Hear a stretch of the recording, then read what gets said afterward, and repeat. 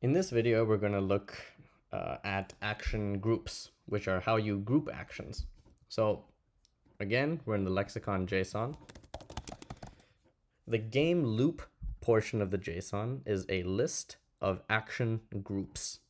So in the previous video, we learned about what actions were. Now I'm going to teach you what action groups are.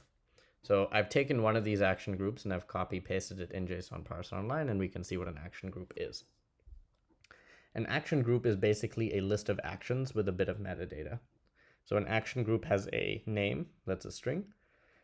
Descriptive names help because then you can organize the game really well, right? You can give each group of actions a name, and that helps you find it later in the future when you're debugging. The second field you have is a list of actions. So this is an array of actions, and each object in this array is an action, and we've talked about actions in the previous video. So each action, for example, has a key, maybe it has a payload, maybe you save something to cache, right? The final optional field in an action group is the check win condition flag.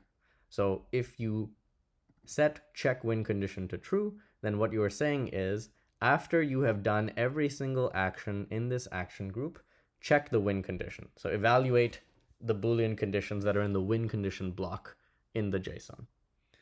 And so this is how you end the game, right? Or this is how you check whether the game should end, rather.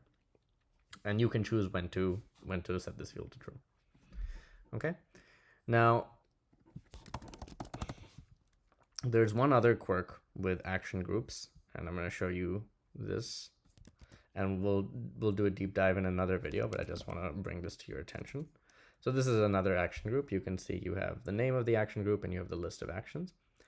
Action groups can be parallel, and we'll talk about parallel action groups in a separate video, but if it is a parallel action group, then that is also part of the metadata of this action group.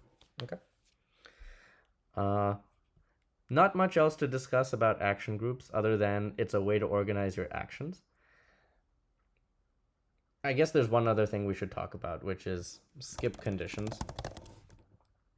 So let me show you what that is.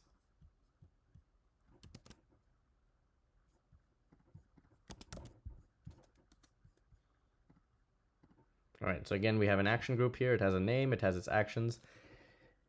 Any action or action group can have a skip condition, which is something that returns a Boolean, true or false, and if it returns true, then you skip that entire action group. So individual actions can have a skip condition, or action groups can have a skip condition. So you can skip an entire group of actions all at once, or you can skip individual actions. And the fact that you can skip an entire group all at once is very useful because you can then group actions together in a way that if they all need to be skipped, you only need to write one skip condition for the entire group. A skip condition is just it's a list of conditions, and if any of them evaluate to true, then you skip the actions in this group. So this, for example, get cached value is something, get cached value of this variable guessed is something that returns true or false, and if it returns true, then we skip all these actions. All right, short video. Let's talk about selectors in the next video.